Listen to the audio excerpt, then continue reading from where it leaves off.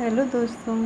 आज अपनी यादों की खिड़की खोलते हैं अमिताभ और रेखा की लव स्टोरी के साथ। फिल्म सिलसिला में अमिताभ बच्चन के कहे ये लफ्ज़ आज भी हर सिनेमा प्रेमियों के दिलों में एक नई उमंग जगा जाते हैं। लेकिन 1981 में आई इसी फिल्म के बाद अमिताभ और रेखा हमेशा के लिए एक दूसरे से अनजान हो गए।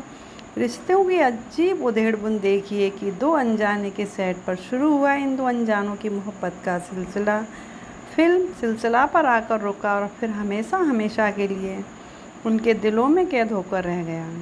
वैसे अमिताभ और रेखा का लव अफेयर एक ऐसा विषय है जिस पर अब तक ना जाने कितने ने कुछ लिखा, पढ़ा और बोला जा चुका है। हालांकि इन दोनों ही कलाकारों ने कभी भी अपने इस कथित रिश्ते पर आज तक खुलकर नहीं कहा। मीडिया रिपोर्ट्स की माने तो अमिताभ और रेखा के बीच प्रेम का अंकुर 70 के दशक में फूटा था। उस समय तक अमिताभ की शादी जया भादुड़ी से हो चुकी थी और फिल्म दो अनजाने की शूटिंग में व्यस्त थे। इसी फिल्म के सेट पर रेखा और अमिताभ की मुलाकात हुई थी, जो धीरे धीरे नज़दीकियों में बदल गई। ऐसी कई खबरें उस समय आम थी कि रेखा और अमिताभ एक मित्र के बंगले पर चोरी छिपे एक दूसरे से मिलने जाया करते थे। रेखा और अमिताभ की नज़दीकी से जुड़ा एक किस्सा आज भी इंडस्ट्री में मशहूर है। कहा जाता है कि 1978 में फिल्म गंगा की सौगंध की शूटिंग चल रही थी। उस दौरान अमिताभ ने अपने एक को स्टार को जमकर फटकार लगाई थी। बताया जाता है कि एक को स्टार रेखा से ठीक ढंग से व्यवहार नहीं कर रहा था, जिससे चिढ़कर अमिताभ ने उसे जमकर लताड़ा था। इस घटना के बाद हुआ यह कि अमिताभ और रेखा के लव अफेयर को लेकर लोगों में तरह तरह की बातें होने लगीं, मीडिया में खबरें छपने लगीं। यही नहीं, इंडस्ट्री में भी अफवाहों का बाजार गर्म हो गया। एक तरह से को स्टार को डांटना अमिताभ को भारी पड़ गया था। हालांकि अमिताभ और रेखा दोनों ने इस पूरे मसले पर उस दौरान चुप्पी साध ली और कुछ कहने से परहेज किया। बहरहाल अमिताभ और रेखा के अफेयर को लेकर चल रही बातों को दो घटनाओं से और अधिक बल मिला था। हुआ कुछ ऐसा कि ऋषि और नीतू की शादी में रेखा सुहागिनों की तरह तैयार होकर माथे पर सिंदूर लगाकर पहुंची थी।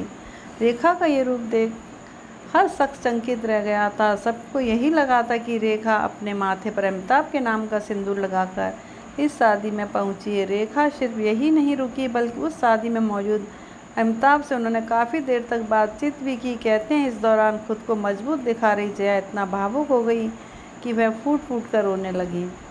वही सिलसिला के डायरेक्टर यश चोपड़ा ने भी एक इंटरव्यू के दौरान इस बात को माना था कि अमिताभ और रेखा रिलेशन में हैं। बहरहाल इस रिश्ते को असलियत जो भी हो, लेकिन कहा अब भी यही जाता है कि रेखा आज भी अमिताभ के नाम का सिंदूर लगाती हैं। हालांकि खुद उन्होंने इस बात की सफाई कभी देना ज़रूरी नहीं समझा। वह इंटरव्यू में उन्होंने सिर्फ इतना कहा था, मैं जिस शहर से आती हूँ वहाँ सिंदूर लगाने का फैशन है और वैसे भी सिंदूर मुझ पर काफ़ी सूट करता है। अमिताभ रेखा का फिल्मी सफ़र उनके रोमांस के साथ आगे बढ़ता गया और जया के पास सिवाय ये सब देखने की और कोई चारा नहीं बचा था। हालांकि एक दिन उन्होंने रेखा को अपने घर पर डिनर पर बुलाकर चौंकाने वाला कदम उठाया। जया ने रेखा की खूब खातिरदारी की, लेकिन इशारों इशारों में उन्हें यह भी बता दिया कि उनका पति सिर्फ उनका है। रेखा घर तोड़ने वाली महिला बनकर अमिताभ से अपना रिश्ता पनपने नहीं देना चाहती थी और यहीं से उन्होंने खुद को यह समझा लिया कि जिस रिश्ते का कोई अंजाम नहीं, उसे उसी मोड़ पर छोड़ना ठीक है। आखिरकार सिलसिला के बाद रेखा और अमिताभ के लिए हमेशा के लिए जुदा हो गए।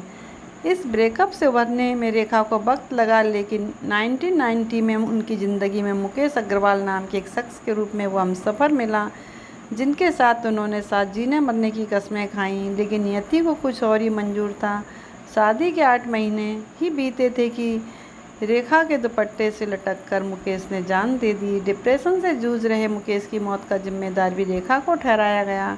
मुकेश के घर वालों ने उन्हें डायन तक कहा और उन्हें नेशनल वैम्प करार दिया गया। मुकेश के जाने के बाद बिग बी के बाद रेखा का दूसरा प्यार भी अधूरा रह गया और वह हमेशा के लिए अकेली रह गई। ये किस्सा आपको अच्छा लगा प्लीज़ शेयर कीजिए, फॉलो कीजिए और लाइक कीजिए।